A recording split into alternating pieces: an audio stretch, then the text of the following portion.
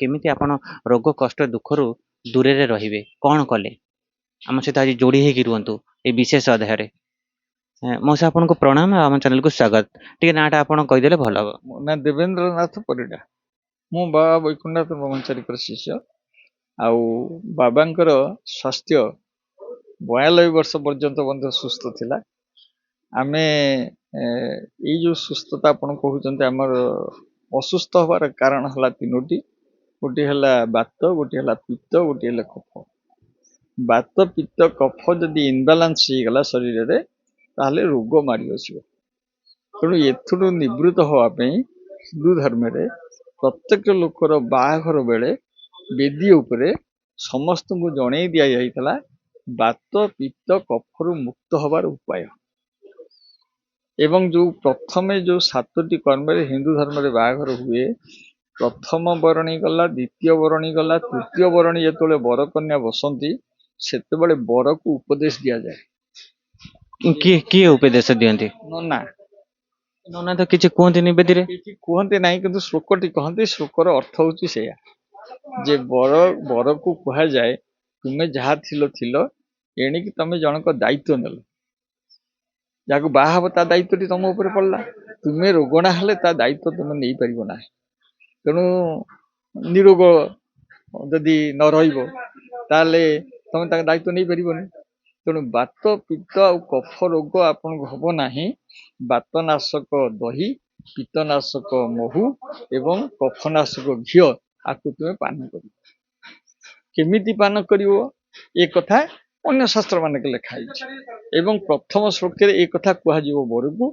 ତାପରେ ଦ୍ୱିତୀୟ ଶ୍ଲୋକଟା ହଉଛି ବର କହିବ ନିଜେ। ବର ତରଫରୁ ନନା ମାନେ କହନ୍ତି। ବର କହିବ ତାଙ୍କ ଯୋଉ ନୂଆ ବାହା ହେଉଥିବା ସ୍ତ୍ରୀ କି କହିବେ, ହେ କଲ୍ୟାଣୀ, ଆମେ 100 ବର୍ଷ ଦାମ୍ପତ୍ୟ ଜୀବନ କରିବା। ଆଉ ମୁଁ ଯଦି ନିରୋଗ ରହିଲି, ତୁମେ ରୋଗଣା ହେଇଗଲେ ଦାମ୍ପତ୍ୟ ଜୀବନ ସୁଖମୟ ହବ ନାହିଁ। ତେଣୁ ମୁଁ ଖାଉଥିବା ଜିନିଷଟାକୁ ତୁମେ ମଧ୍ୟ ଟିକେ ଖା କହି ତାଙ୍କ ହାତକୁ ବର ଟିକେ ଦବ, ନହେଲେ ନନା ଟିକେ ଦେବେ। ସେ କନ୍ୟାଟି ଖାଇବ। କନ୍ୟା ବର କନ୍ୟା ଉଭୟ କହିବେ ଆମେ ନିରୋଗ ରହିବା ପାଇଁ ଖାଇଲୁ। ଯଦି ଆମ ଘର ଲୋକ କିମ୍ବା ପ୍ରତିବେଶୀ ମାନେ ନିରୋଗ ରହନ୍ତି ଆମ ଦାମ୍ପତ୍ୟ ଜୀବନ ସୁଖମୟ ହବ ନାହିଁ। ତେଣୁ ସେମାନେ ଟିକେ ଟିକେ ଖାଆନ୍ତୁ। ତେଣୁ ବେଦୀକୁ ଚାରିପଟ ଯାକ ଫୋପଡ଼ାଯାଏ। ଏଇ ଯୋଉ 3ଟି ଶ୍ଲୋକ ବିଷୟରେ ଆମେ ସମସ୍ତେ ପ୍ରାୟ 90% ଲୋକ ଏ ବିଷୟରେ ବିଶେଷ ଅନୁଧ୍ୟାନ କରୁନାହୁଁ।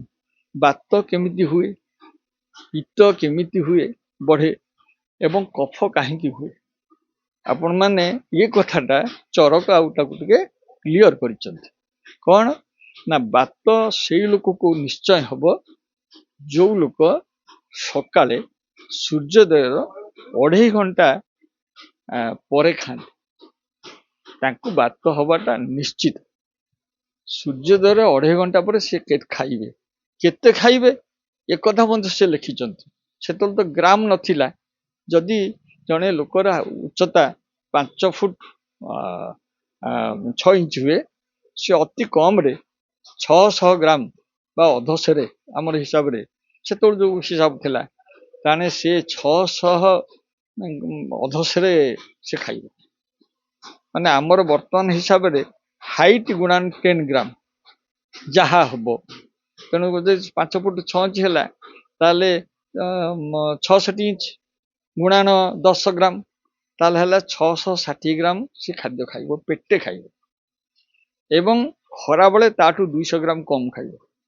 ଏବଂ ସନ୍ଧ୍ୟାବେଳେ ରାତିରେ 8ଟା ପରେ ଖାଇବ ନାହିଁ। ଯଦି ଖାଇବ ସନ୍ଧ୍ୟା ପୂର୍ବରୁ ଖାଇଲେ ଭଲ, ଯଦି ଖାଇବ 8ଟା ଭିତରେ ଖାଇବ। କେତେ ଖାଇବ ତାଠୁ 200 ଗ୍ରାମ କମ। ତାହେଲେ ଖରା ସକାଳେ 600 ଗ୍ରାମ, 400 ଗ୍ରାମ ନିହାତି ଖରାବେଳେ ଏବଂ ରାତିରେ 250 ଗ୍ରାମ କି 200 ଗ୍ରାମ ଖାଇବ, ତାଠୁ ଅଧିକା ଖାଇବ ନାହିଁ। ଯଦି ଖାଇବ ସେ ରୋଗରେ ପଡିବ। ଆଉ ବହୁତ ପ୍ରଥମେ ତାକୁ ଯୋଉ ରୋଗ ଧରେ ସେ ହଉଛି ବାତ। ଆପଣ କଣ କହିଲେ ସୂର୍ଯ୍ୟୋଦୟର 2.5 ଘଣ୍ଟା ପରେ ଖାଇବାର ଉଚିତ ନୁହେଁ। ନାଇଁ 2.5 ଘଣ୍ଟା ଭିତରେ ଖାଇବେ, ନିଶ୍ଚୟ ପେଟେ ଖାଇବେ। 2.5 ଘଣ୍ଟା ଯଦି ଲେଟ୍ ହେଲା ତାହେଲେ ଆପଣଙ୍କୁ ରୋଗ ଧରିବ।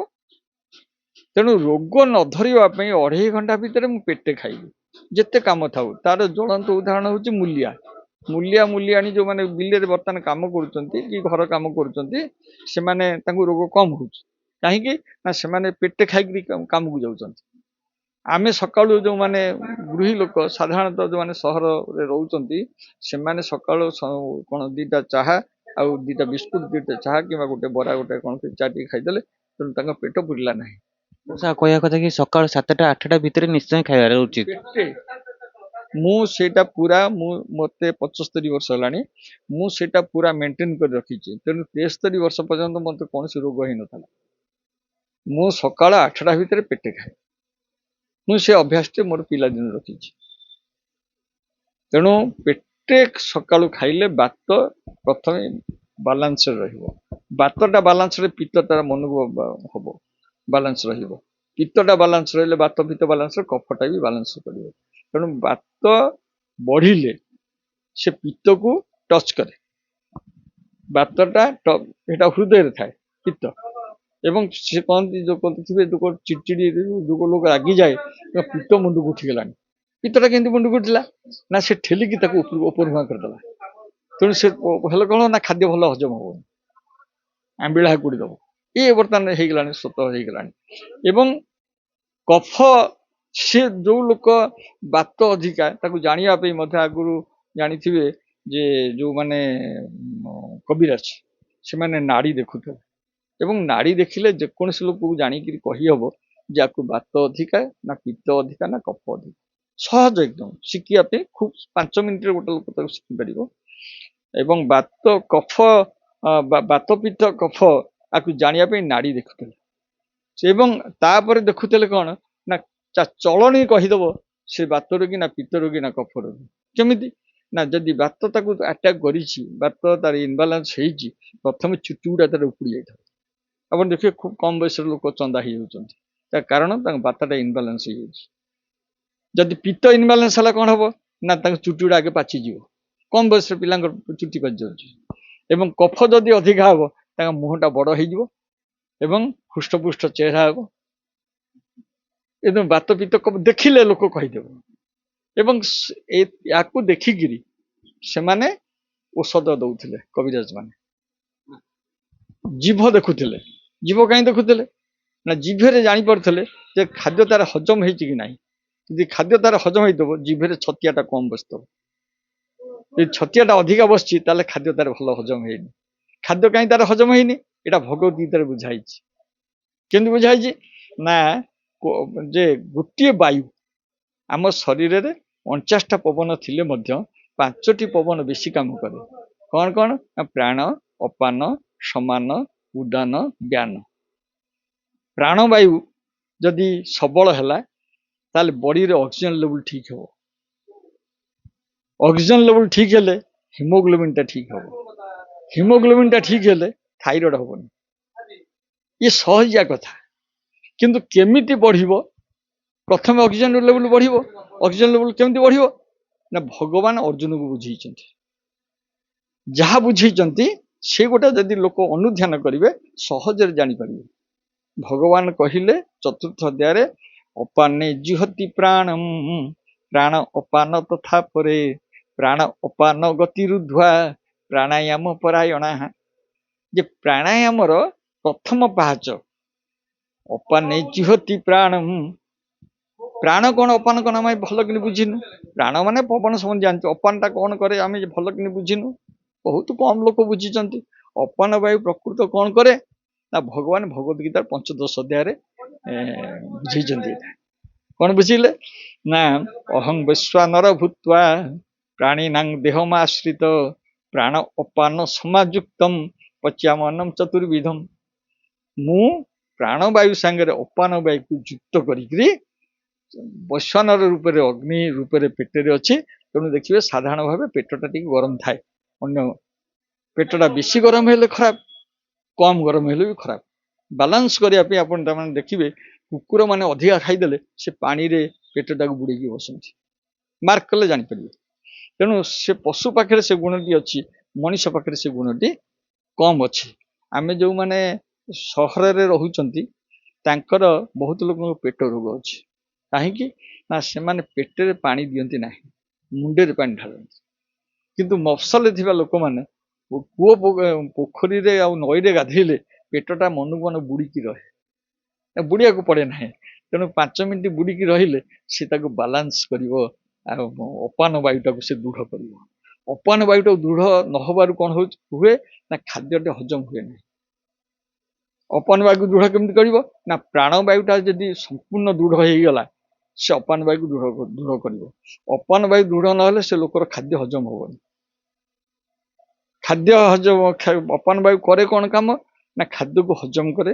ହଜମ କରି ତାକୁ 2 ଭାଗ କରେ। ଗୋଟାଏ ଭାଗ ମଳ କରିଦିଏ, ଆଉ ଗୋଟା ଭାଗ ରଖେ। ମଳ ଯାକୁ କରିବ, ମଳ କରିଦେଇଛି କିନ୍ତୁ ସକାଳୁ ଝାଡ଼ାଟି ପରିଷ୍କାର ହଉନି। କାହିଁକି ନା ତାକୁ ଠେଲିକିରି ବାହାର କରିବାର ଶକ୍ତି ତାର ନାହିଁ, ଦୁର୍ବଳ ହେଇଯାଇଛି। ତାକୁ ସବଳ କରିବାର ଉପାୟ କ'ଣ ନା ଭଗବାନ ଭଗବତ ଗୀତାରେ 4ର୍ଥ ଅଧ୍ୟାୟରେ ବୁଝେଇଲେ ଅପାନେ ଜୁହତି ପ୍ରାଣମ, ମୁଁ ପବନ ଭିତରକୁ ନେବି ତାକୁ କିଛି ସମୟ ରଖିବି, ଯାହାକୁ ରାମଦେବ ଏବେ ଡାଇରେକ୍ଟ ଟେଲିକାଷ୍ଟରେ କହୁଥିଲେ, ଇଣ୍ଡିଆ ଟିଭିରେ କହୁଥିଲେ କଥା। ଏଇଟା ସବୁ ଯୋଗଶାସ୍ତ୍ରରେ ବି ଲେଖା ହେଇଛି। ପବନ ଭିତରକୁ ନେବି। ଆମେ କ'ଣ କରୁଛୁ ନା ଯେତେ ଲୋକ ପବନ ନଉଛନ୍ତି ମାତ୍ର 2 ସେକେଣ୍ଡ ଆମେ ନଉ, 2 ସେକେଣ୍ଡ ଛାଡୁ। ନର୍ମାଲି ଆମେ 15 ଥର, ଗୋଟିଏ ମିନିଟରେ 15 ଥର ନିଶ୍ୱାସ ନବା ଆଣିବା କରୁ। ଏବଂ ଯଦି ସେ 2 ସେକେଣ୍ଡ କ'ଣ ହଉଛି ନା 1 ସେକେଣ୍ଡ ଯାଇକିରି ଫୁସଫୁସ ଭିତରକୁ ମାତ୍ର 30ରୁ 40% ଯାଉଛି, ଆଉ ଯାଇପାରୁନି। କାହିଁକିନା ଆମେ ପୁଣି ବାହାର କରିଦେଲୁ, ସେ ରାସ୍ତାରେ ପହଞ୍ଚିବା ପୂର୍ବରୁ ତାକୁ ପୁଣି ବାହାର କରିଦେଲୁ ଭିତରକୁ। ସେ ଭିତରକୁ ଗଲେ କ'ଣ କରିବ ନା ତା ଫୁସଫୁସ ତା ଭିତରୁ ଅକ୍ସିଜେନ ତକ ନବ, ଅଙ୍ଗାରକାମ୍ଳ ଛାଡ଼ିବ। ଆମେ ଯେହେତୁ ସମ୍ପୂର୍ଣ୍ଣ ଭିତରକୁ ନେଇପାରୁନାହୁଁ ତେଣୁ ସେ ଦୁର୍ବଳ ହେଇଯାଉଛି। ପ୍ରାଣବାୟୁ ଦୁର୍ବଳ ହେଇଗଲା। ପ୍ରାଣବାୟୁ ଦୁର୍ବଳ ହେଲେ ଅପାନ ବାୟୁ ତାମାନଙ୍କୁ ଦୁର୍ବଳ ହବ। ଅପାନ ବାୟୁ ସବଳ ହେଲେ କ'ଣ ଖାଦ୍ୟଟାକୁ ଆଗେ ହଜମ କରିଦେବ। ହଜମ କରି ସକାଳୁ ଠେଲିକି ବାହାର କରିପାରୁଛି, ତାହେଲେ ସବଳ ଅଛି। ପୁଣି ସେ ତାକୁ ଯାହା ରଖିଲା ତାକୁ ରକ୍ତ କରିବ ଏବଂ ପରିସ୍ରା କରିବ। ପରିସ୍ରାଟାକୁ ପୋଷ୍ଟେଟ୍ ଭିତରକୁ ଛାଡ଼ିବ। ପୋଷ୍ଟେଟ୍ ତାକୁ ଠେଲିକି ବାହାର କରିବ। ଆମର ଦେଖିବେ ପୁରୁଷ ଲୋକମାନଙ୍କ ପୋଷ୍ଟେଟ୍ ପ୍ରୋବ୍ଲେମ ବହୁତ ହୁଏ। କାହିଁକି ନା ସେମାନେ ଠିଆ ହେଇ ପରିସ୍ରା କରନ୍ତି। ଠିଆ ହେଇ ପରିସ୍ରା କଲେ ପୋଷ୍ଟେଟ୍ ଭିତରୁ 25% ପରିସ୍ରା ବାହାରେ ନାହିଁ, ରହିଯାଇ ଭିତରେ। କିନ୍ତୁ ସ୍ତ୍ରୀ ଲୋକମାନଙ୍କୁ ପୋଷ୍ଟେଟ୍ ପ୍ରୋବ୍ଲେମ କମ ହୁଏ। କାହିଁକି ନା ସେମାନେ ବସିକି ପରିସ୍ରା କରନ୍ତି। ଇଏ ଆଜ୍ଞା ଶାସ୍ତ୍ରୀୟ କଥା। ତାକୁ ଲୋକ ତାକୁ ଅଲଗା ଅର୍ଥରେ ନେବେ, କିନ୍ତୁ ଆମକୁ ଯୋଉ ନିୟମ ସବୁ କୁହାଯାଇଛି ଏ ନିୟମ ଗୁଡ଼ା ସବୁ ଯାକ ଶାସ୍ତ୍ରୀୟ। ତେଣୁ ପ୍ରାଣ ଅପାନକୁ ମୁଁ ଯୁକ୍ତ କରିକିରି ଖାଦ୍ୟକୁ ହଜମ କରେ। ମୁଁ ପ୍ରାଣ କ'ଣ ଜାଣିନି, ଅପାନ କ'ଣ ଭଲ କରି ବୁଝିନି। ତେଣୁ ଅପାନ ବାୟୁକୁ ଦୃଢ଼ କଲେ ସେ କ'ଣ କରିବ ନା ମା ମାନଙ୍କ ୟୁଟ୍ରସଟାକୁ ବି ଦୃଢ଼ କରିବ। ଆମର ଆଗରୁ ମୋ ମାର 3ଟା ପିଲା, ମୋ ମିସେସର 4ଟା ପିଲା, ମୋର ବଡ଼ ଝିଅର 3ଟା ପିଲା, ସିଏ କେହି ଅପରେସନ ହେଇନାହାନ୍ତି, ସିଜରିଂ ହେଇନାହାନ୍ତି। କିନ୍ତୁ ଏବେ ସିଜରିଂଟା ହେଇଗଲାଣି ନର୍ମାଲ। କାହିଁକି ନର୍ମାଲ ହେଇଗଲାଣି ନା ଅପାନ ବାୟୁ ତାଙ୍କ ଦୁର୍ବଳ, ସିଏ ପ୍ରସବ ବେଦନା ସହିପାରିବେନି। ପ୍ରସବ ବେଦନା ସହିବା ପାଇଁ ଅପାନ ବାୟୁକୁ ଦୃଢ଼ କରିବାକୁ ଅଛି। ଦୃଢ଼ କଲେ ସେମାନେ ଆରାମରେ ପ୍ରସବ କରିପାରିବେ। ଯଦି 33 କୋଟି ଜୀବ କେହି କାହାରି ଏଇଠି ମୋ ସହ ଗୋଟିଏ କଥା ଯେ ଆପଣ ଏଇ ଯୋଉ କଥାଟି କହିଲେ, ଯୋଉଟା ହଉଛି ସିଜରିଂ ହଉଛନ୍ତି ମହିଳାମାନେ ଅନେକ ମାତ୍ରାରେ, ଆ ପାଇଁ କ'ଣ ରହିଛି ଉପାୟ? ଏମିତି କିଛି ନର୍ମାଲରେ ହେଇପାରିବ? ନର୍ମାଲ ହେଇପାରିବ ଯଦି କ'ଣ କରିବା ଆବଶ୍ୟକ ନିହାତି?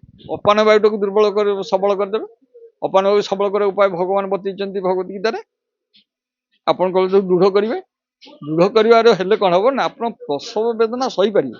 ବର୍ତ୍ତମାନ ଯୋଉ ପିଲାମାନେ ସିଜରିଂ ହଉଛି ସେମାନେ ପ୍ରସବ ବେଦନା ସହିପାରିବେନି। ଡାକ୍ତର ଲୋଭରେ କରିଦଉଛି ଠିକ ଅଛି, କିନ୍ତୁ ଏମାନେ ମଧ୍ୟ ପ୍ରସବ ବେଦନା ସହିବାର ଆଙ୍କର ତାକତ ନାହିଁ। କ'ଣ କରିବା ଦରକାର? ସକାଳୁ ଉଠିବେ, ତାପରେ ତାଙ୍କର କାର୍ଯ୍ୟ କ'ଣ କରିବେ? କିଛି ଯାହା ଯୋଗ ଶାସ୍ତ୍ରରେ କେତେଟା ସର୍ବନିମ୍ନ କଥା କୁହାଯାଇଛି ଆମେ ସେଟା ମାନିବ ନା। ଆଉ ଯେ ନ ମାନିବା ସେ କାହିଁକି ଲେଖା ହେଇଛି? ସେ ତ ଲେଖା ହେଇନି ଏମିତି କହିବାକୁ। ଯୋଉ 3ଟା ମେନ୍ ମୁଖ୍ୟ ଶାସ୍ତ୍ର, 3ଟା ଶାସ୍ତ୍ର ଯାହା ଲୋକମାନଙ୍କ ପାଇଁ ଲେଖା ହେଲା, ଗୋଟିଏ ହେଲେ ଶ୍ରୀମଦ୍ ଭଗବତ ଗୀତା, ଗୋଟିଏ ଚରକ ସଂହିତା, ଆଉ ଗୋଟେ ପାତଞ୍ଜଳି ଯୋଗ। ଏଇଟା କେବଳ ମଣିଷ ମାନଙ୍କ ହିତ ପାଇଁ ଲେଖାଗଲା, କିନ୍ତୁ ଆମେ ସେ ହିତରେ ତାକୁ ଲଗେଇଲୁନି। ତା ଦେହରେ ଅନୁଧ୍ୟାନ କିଛି ହେଲାନି। କେତେ ଲୋକ ଯୋଉ ଆପଣ କହିବା କଥା ଯୋଗ ସାଧନା ଏମିତି କିଛି କରିବା ନିହାତି ଆବଶ୍ୟକ। ଯୋଗ ତ କରିବାକୁ ଡକ୍ଟର ତ ମନା କରୁଛନ୍ତି, ଏମିତି କିଛି ଡକ୍ଟର କେବଳ ତାଙ୍କ ପଇସା ପାଇବା ପାଇଁ କହୁଛନ୍ତି। ଆପଣ ଜାଣିଛନ୍ତି ଆଖି ପାଇଁ ଗୋଟେ ବାୟୁ କେବଳ ଯଦି ଆପଣ ସବଳ କରିପାରିବେ ସହଜରେ, ତାହେଲେ ଆପଣ ଆଖିରେ ଚଷମା ଦେବାକୁ ପଡ଼ିବନି। ଆମେ କେବେ ଯୋଉ ଚଷମା ବାଲା ଏକଥା କେବେ କହୁଛନ୍ତି ଆପଣ ଶୁଣିଛନ୍ତି? କାଟୁ ଶୁଣିନଥିବେ। କ'ଣ ନା ଆମ ଆଖିଟା ମିଟି ମିଟି ହଉଛି। କେତେ ଥର ହଉଛି ତାର ଗୋଟେ ହିସାବ ଅଛି, ମୋର ମନେ ନାହିଁ, ମୁଁ କହିଦଉଛି ଧରନ୍ତୁ।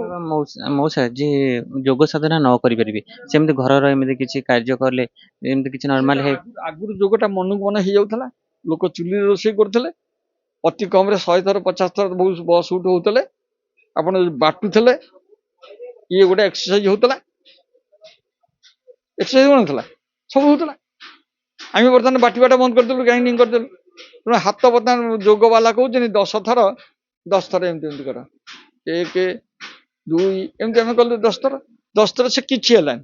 କିନ୍ତୁ ଏମିତି ବାଟୁଥିଲୁ କେଇ ଥର, 100 ଥର, ଅତି କମରେ 100 ଥର ହଉଥିଲା। ରେଗଡ଼ିକି ବଟା ହଉଥିଲା ନା, ସେତେବେଳେ ହଳଦୀ ବଟା ହଉଥିଲା, ମସଲା ବଟା ହଉଥିଲା, ବିରି ବଟା ହଉଥିଲା, ଚାଉଳ ବଟା ହଉଥିଲା ପିଠା କରିବା ପାଇଁ, ସବୁ ବଟା ହଉଥିଲା। ଯଦି ଗାଁର ଚାଷୀ ବନ୍ଦୀ ଘର କୋଳଥ ବଟା ହଉଥିଲା, ଏଇ ସ୍ତ୍ରୀ ଲୋକମାନେ ସବୁ ବାଟୁଥିଲେ। ବର୍ତ୍ତମାନ କିଏ ଆଉ ବଟା ବଟି ନାହିଁ, ସବୁ ବର୍ତ୍ତମାନ ହେଇଗଲା ୟା ଦେହରେ। ତେଣୁ ନିରୋଗ ରହିବାର ଯୋଉ ସର୍ବନିମ୍ନ ଏମିତି ତ ଡକ୍ଟର ମାନେ ବି କହୁଛନ୍ତି ନା ଏମିତି କିଛି କାର୍ଯ୍ୟ କଲେ ପ୍ରେସର କାର୍ଯ୍ୟ ଯେ ପିଲା ଉପରେ ଏମିତି ପିଲା ଜନ୍ମ ଆଗରୁ କରିବ ନା, ଆଉ ସେ ପିଲାଦିନୁ ଆଗେ ପୁଚି ଖେଳୁଥିଲେ, କାହିଁ ଖେଳୁଥିଲେ, ତା ଦେହରେ ଗୋଡ ଷ୍ଟ୍ରଙ୍ଗ ହଉଥିଲା। ବର୍ତ୍ତମାନ ଗୋଡକୁ ଏମିତି ଏମିତି କହୁଛନ୍ତି 10 ଥର କରିବାକୁ, 20 ଥର କରିବାକୁ, ତାହେଲେ କଣ ହବ?